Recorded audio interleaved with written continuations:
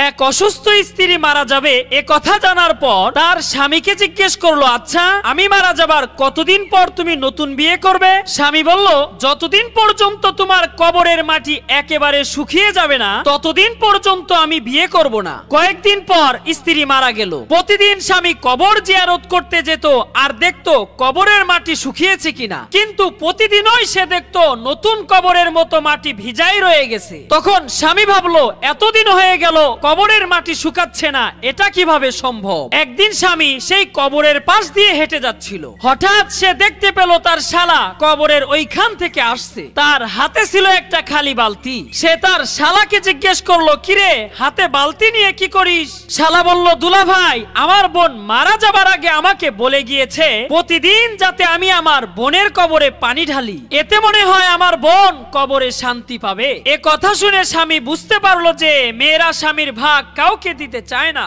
এমনকি মৃত্যুর পরেও না।